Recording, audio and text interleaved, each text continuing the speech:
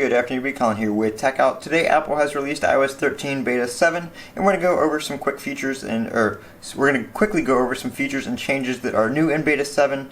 Just some minor things that I've noticed so far. Again, this video is just my first impressions. This is not a final review or a follow-up video, so I may miss some new features, but I will detail those in the follow-up video, and I will also talk about battery life and performance in that video as well after I have some time to use it.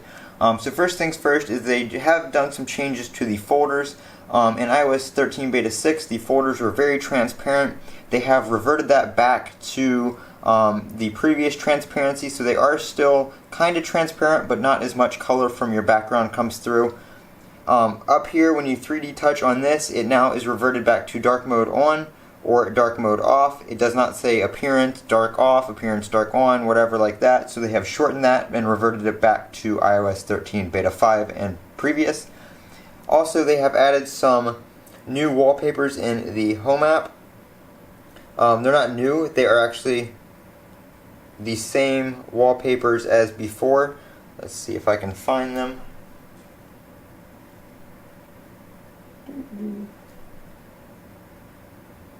So they are the same wallpapers as before. They just added a couple of the old ones that were removed in Beta 6. So those are added back in iOS 13 Beta 7.